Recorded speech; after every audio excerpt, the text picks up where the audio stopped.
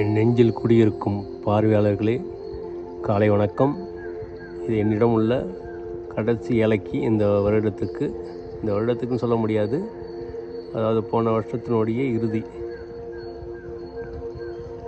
ஏன்னா இதுக்கப்புறம் வர கண்ணுங்கள்லாம் ஒரு டிசம்பரில் கூட தார் விடலாம், சொல்ல முடியாது.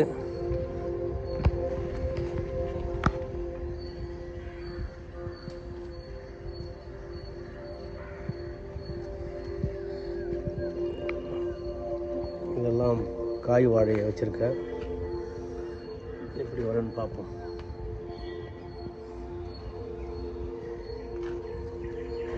இந்த சுண்டக்காய் செடி தானாக விழுந்து முளைஞ்சது.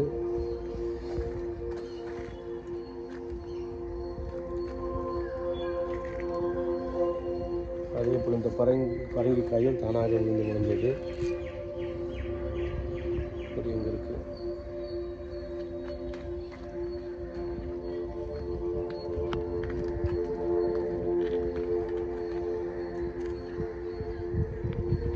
நான் மண்புழு உரம் தயாரிக்கிற விதம் உள்ளே ஒரு 5 அடிக்கு கொட்டி வச்சுருக்கேன். எல்லா காய்கறி வேஸ்ட்டும் இதில் தான் போடுவேன் நான். காய்கறி வேஸ்ட்டு, வாழை மரம் வேஸ்ட்டு, முட்டை வேஸ்ட்டு எல்லாத்தையுமே இதில் போட்டு அதை மண்ணை மூடிக்கிட்டே வருவோம் கொஞ்சம் கொஞ்சமாக. இப்போ மண்ணை மூடணும், அதனால தான் கொஞ்சம் ஓப்பனாக இருக்குது. லேயராக குப்பை போட்டு அது மேலே மண் மூடுவோம், குப்பை போட்டு அது மேலே மண் மூடுவோம். குப்பைனா ஒன்லி இதுதான், காய்கறி வேஸ்ட்டு தான். சாதம்னு அதில் போடக்கூடாது, சாதம் போட மாட்டேன். இது கற்பூரவள்ளி. இது இன்னும் ஒரு 3 வாரத்தில் கட் பண்ணலான்னு நினைக்கிறேன். இதுவும் இந்த கற்பூரவள்ளியும் கற்பூரவள்ளி. சுண்டைக்காய் ரொம்ப மிக சிறந்தது.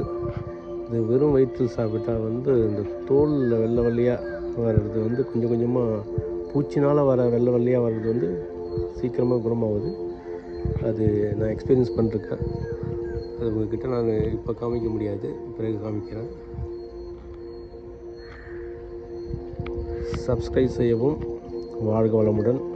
இந்த நாள் இணையலாக இருக்கட்டும். வாழ்க வளமுடன். நன்றி.